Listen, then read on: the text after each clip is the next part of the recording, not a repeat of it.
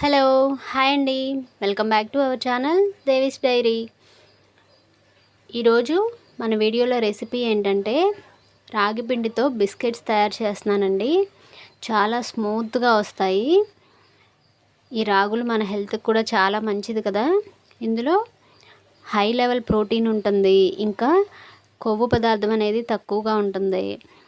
ఇందులో calcium, potassium, ఇంకా iron ఎక్కువగా ఉంటుంది. సో అందుకని మన బ్లడ్లో హిమోగ్లోబిన్ లెవెల్ తక్కువగా ఉన్నవాళ్ళు రోజు ఈ రాగి జావ కానీ లేదా రాగి పిండితో చేసిన పదార్థాలు తినడం వల్ల కానీ అది హిమోగ్లోబిన్ అనేది లెవెల్ అవుతుందన్నమాట. అండ్ ఇంకా ఫీడింగ్ ఇచ్చే తల్లులు రాగులను ఎక్కువగా తీసుకోవడం వల్ల పాలని ఎక్కువగా ప్రొడక్ట్ చేస్తుంది. దానివల్ల పిల్లలకి కాల్షియము, ప్రోటీన్స్, ఇంకా ఐరన్ ఎక్కువగా అందుతాయి. అండ్ ఇంకా రాగి ఫర్ యాంటీ ఏజింగ్ కూడానండి. అంటే ఏంటంటే త్వరగా ముసలివాళ్ళు అవ్వరనమాట. వృద్ధాప్య వ్యతిరేక లక్షణాలు ఉంటాయన్నమాట ఇందులో.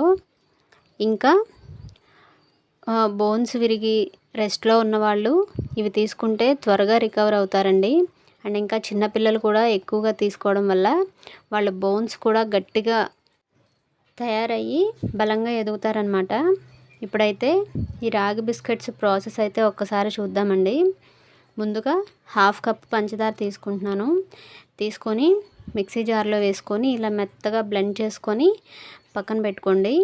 తర్వాత ఒక బౌల్ తీసుకొని అందులో 2 కప్పుల రాగి పిండి వేసుకోండి.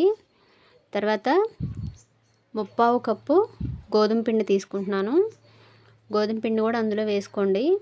తర్వాత మనం ముందుగా బ్లెండ్ చేసి పెట్టుకున్న షుగర్ పౌడర్ ఉంది కదా, అది కూడా ఇందులో మిక్స్ చేసుకోండి.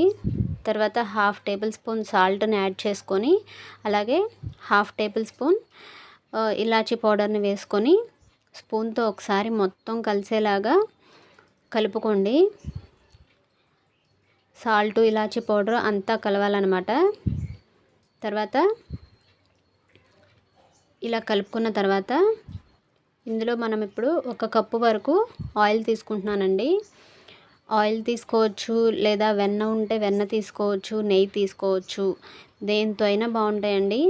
నేనైతే ఆయిల్ తీసుకుంటున్నాను, రిఫైన్డ్ సన్ఫ్లవర్ ఆయిల్. అది ఆయిల్ 1 కప్పు తీసుకొని అందులో వేసిన తర్వాత బాగా మిక్స్ చేసుకోండి.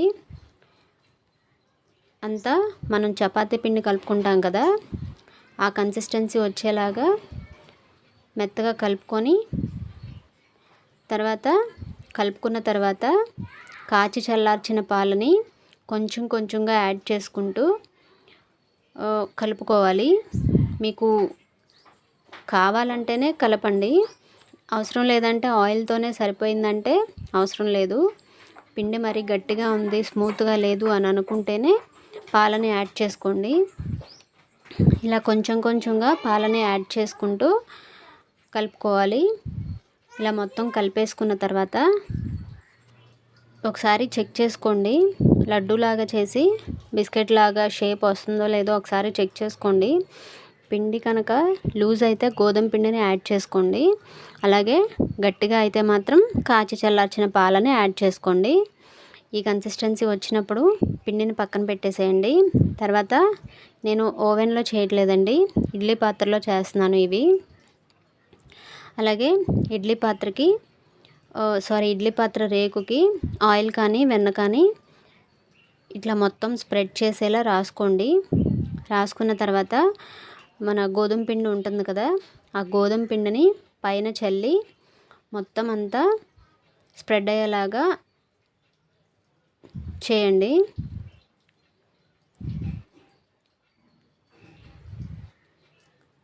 అలా డైరెక్ట్గా వేసేస్తే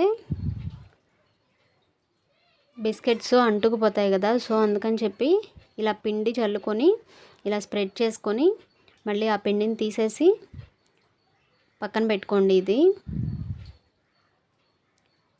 చూడండి, ఇలా మొత్తం రేకులకి చేసేసాను నేను.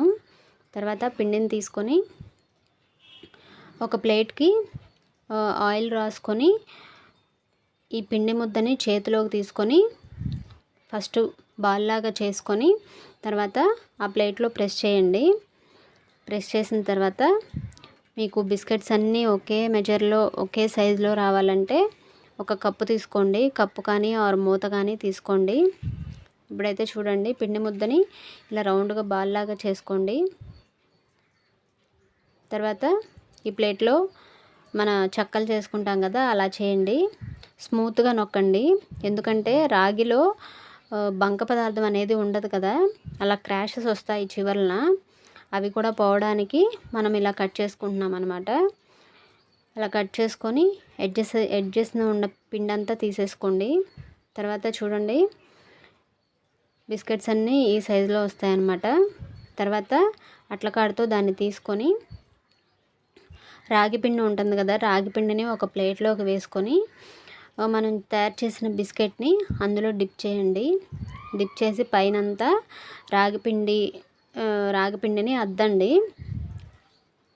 మనం చిన్నప్పుడు మట్టితో బొంగరాలు చేసుకునే వాళ్ళం కదా, అలా ఒకసారి చేయండి. ఎడ్జెస్ అన్నీ కూడా ఈక్వల్గా వస్తాయి, ఈవెన్గా.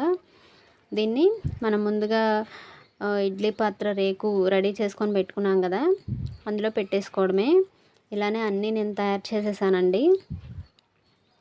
తర్వాత ఆ రేకులన్నీ కూడా స్టాండ్కి పెట్టేసుకొని నేను ఆల్రెడీ ముందే స్టవ్ మీద ప్రీ హీట్ కోసమని ఇడ్లీ పాత్రని పెట్టానండి, లో ఫ్లేమ్లో పెట్టి. ఇట్లా ఇడ్లీ పాత్రని లో ఫ్లేమ్లో ఒక 10 మినిట్స్ ప్రీ హీట్ చేసుకోవాలి. నాకు ఇవి బేక్ అవ్వడానికి 35 to 40 మినిట్స్ పట్టిందండి.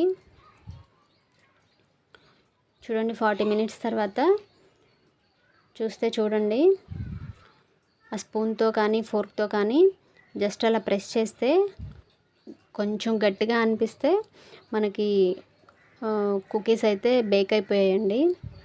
ఇడ్లీ పాత్రలో మనం ఎలాంటి వాటర్ యాడ్ చేయని అవసరం లేదండి. తర్వాత ఆ స్టాండ్ని బయటకు తీసేసి అన్నీ ఒక గిన్నెలోకి తీసేసాను అనమాట. చూడండి, సాఫ్ట్గా మనకి సేమ్ బేకరీ స్టైల్లో ఉన్నట్టుగానే ఉన్నాయి. అలాగే టేస్ట్ కూడా సేమ్ అలానే ఉంది. మీరు కూడా డెఫినెట్గా ట్రై చేయండి. ఇవి పిల్లలకి చాలా బలం కూడాను, అలాగే పెద్దవాళ్ళకి కూడా చాలా మంచిది ఇవి తీసుకోవడం వల్ల. అండ్ ఇవాళ మన వీడియో నచ్చినట్లయితే వీడియోస్ని లైక్ చేయండి, అలాగే షేర్ చేసి మన ఛానల్ని సబ్స్క్రైబ్ చేసి పక్కనే ఉన్న బెల్ ట్యాప్ చేసి ఆల్ అనే ఆప్షన్ క్లిక్ చేయండి. మరో వీడియోతో మళ్ళీ కలుద్దాం. Thank you.